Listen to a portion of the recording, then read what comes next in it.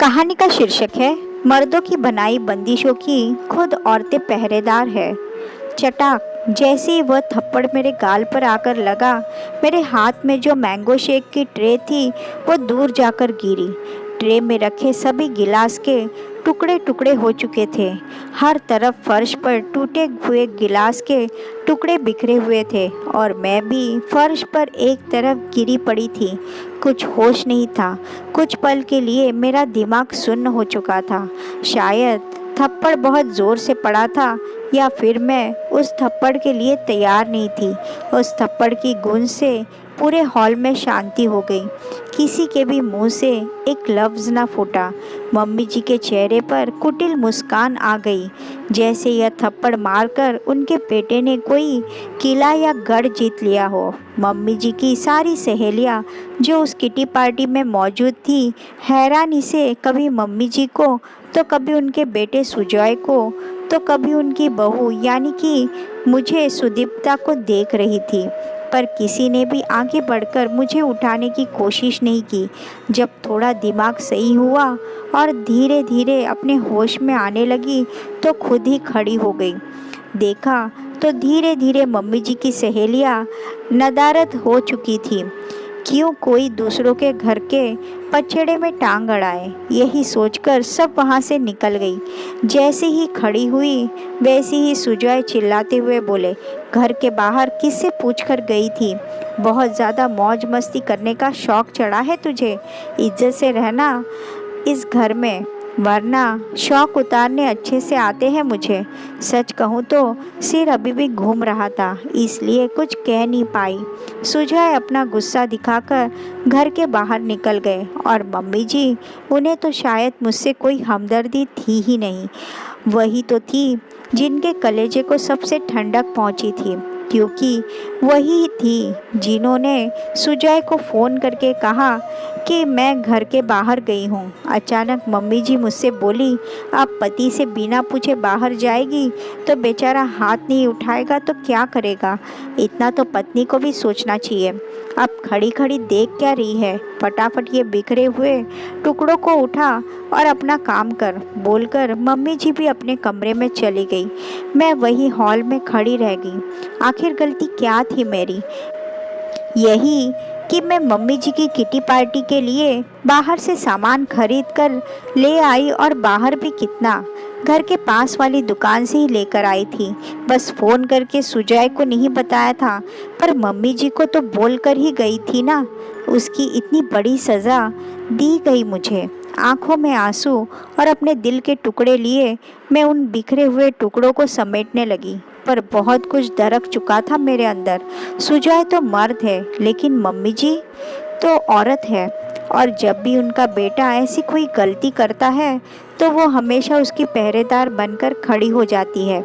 सच ही कहा है कि मर्दों की बनाई बंदिशों की खुद औरतें पहरेदार होती है, जो उनके गलत को सही साबित करती है। मैं सुदीप्ता, इस घर की बहू। मेरी शादी सुजॉय के साथ 8 महीने पहले हुई थी। मैं एक वर्किंग वूमन हूँ, दुनिया की नज़रों में आत्मनिर्भर हूँ, जो सुबह बन ठन कर अपने जॉब पर जाती है और शाम को घर आकर आराम करती है और अपना पैसा अपने तरीके से खर्च करती है। घर में नौकर चाकर है तो मुझे कुछ नहीं करना पड़ता। अगर आस पड़ोस की औरतों की माने तो मुझ पर कोई रोक टोक नहीं है, पर सच्चाई बहुत अलग है। मेरे ससुराल में मेरी सास की नज़रों में मेरी कोई औकात नहीं है, क्योंकि वो मेरी पहरेदार बनी बैठी है। वो मेरे पल पल की पूरी रिपोर्ट मेरे पति को अपने तरीके से देती है, और उनका बेटा, वो अपनी माँ की नज़रों से अपनी पत्नी को देखता है, इसलिए उसे मुझ पर हाथ उठाने में गुरेज भी नहीं है। मैं अकेले कहीं आ जा भी नहीं सकती। अगर मुझे थोड़ा सा भी ऑफिस से आने में लेट हो जाए तो मेरा पति वहीं पहुंच जाता है, और ऑफिस के बाहर जब मैं निकल कर आती हूँ तो वही लोगों के सामने मेरी इज्जत का फालूदा कर चुका होता है। जब शुरू शुरू में मैंने इसके लिए ऑब्जेक्शन उठाया, तब भी सुजॉय ने मुझ पर हाथ उठाया था, जिसके बाद अपने मायके चली गई थी। पर वारी मेरी किस्मत, मेरे माता पिता मेरे ससुराल वालों के पक्ष में ही बोले। मेरे नहीं, इसलिए मुझे वापस लौटना पड़ा। बस फिर क्या था, उसके बाद तो इन लोगों की हिम्मत ही बढ़ गई। मेरी सारी सैलरी का हिसाब किताब इनके पास होता है। अगर अपनी मर्जी से मैं कुछ खर्च कर दूं तो उस दिन मेरा खाना दुश्वार हो जाता है। अभी तक सुजय मुझ पर कई बार हाथ उठा चुके हैं, पर हर बार घर में या तो कमरे में या मम्मी जी के सामने। पर आज इतनी औरतों के सामने मुझ पर हाथ उठाया गया। मुझे सचमुच कुछ समझ नहीं आ रहा था कि क्या करूं। आज का दिन ऐसे ही निकल गया। दूसरे दिन उठकर मैं तैयार होकर अपने ऑफिस के लिए निकल रही थी कि पड़ोस में 2-3 आंटियां खड़ी होकर मेरी तरफ देख रही थी। एक ने तो टोक ही दिया, बेटा इतनी पढ़ी लिखी हो, क्यों अपने पति को परेशान करती हो कि उसे तुम पर हाथ उठाना पड़े। सुनकर बड़ा अजीब लगा, पर क्या कह सकते हैं। मेरा पति मुझ पर हाथ उठाकर भी बेचारा बन चुका था। सच है, कमी औरतों की ही निकाली जाती है, और वो कमी निकालने वाली भी औरत ही होती है। हम आज के सो कॉल्ड मॉडर्न लोग बेवजह फेमिनिज्म का रोना रोते हैं। असल लड़ाई मर्दों से नहीं बल्कि औरतों से ही तो है। मन में ख्याल आ रहे थे कि काश भगवान अगले जन्म में औरत ना बनाए, पर यह तो हार मानने जैसा था। जब इस जन्म को जीना है तो मुझे निर्णय तो लेना ही था। यूँ अपनी पूरी ज़िंदगी मार खा खा कर तो नहीं रह सकती, और माँ बाप उनके पास तो जाना ही बेकार था, क्योंकि उन्हें साथ देना होता तो पहली बार ही दे चुके होते। सबसे पहले अपने ऑफिस पहुंची। छुट्टी के लिए अप्लाई कर बैंक गई, जहां पर मैंने अपने सारे अकाउंट के पासवर्ड डिटेल सब बदले और अपने अकाउंट को अपने अंडर में लिया। इसके बाद निकलकर सीधे महिला पुलिस थाने पहुंची और अपने पति और सास के खिलाफ कंप्लेन की। मेरी कंप्लेन पर तत्काल ही सुनवाई हुई और 3 महिला कांस्टेबल के साथ मुझे मेरे ससुराल भेजा गया, जहां उन्हें देखकर दोनों के हाथ पैर फूल गए और उन दोनों ने हाथ जोड़कर मुझसे माफ़ी मांगी।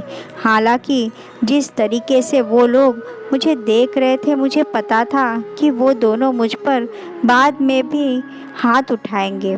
फिर भी मैंने उन्हें माफ़ किया, लेकिन साथ ही साथ मेरी जान को जोखिम है ये थाने में ज़रूर लिखवा दिया, जिसके बाद दोनों को वार्निंग देकर छोड़ दिया गया।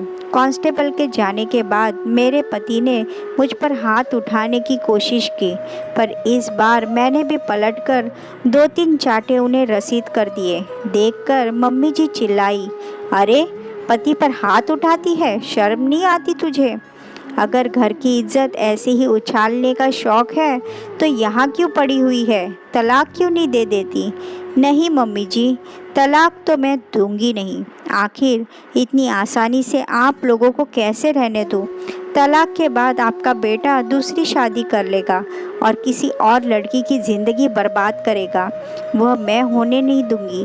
आपने जो मेरी ज़िंदगी बर्बाद की है उसका खामियाजा तो आपको भी भुगतना ही पड़ेगा। मैं अकेले क्यों भुगतूं? चाहती तो जेल भेज सकती थी, पर फिर भी नहीं भेजा, क्योंकि शायद उससे मुझे सुकून नहीं मिलता। बस आज के दिन जो कुछ भी मैंने किया, उसके बाद मेरा आत्मविश्वास बढ़ चुका था।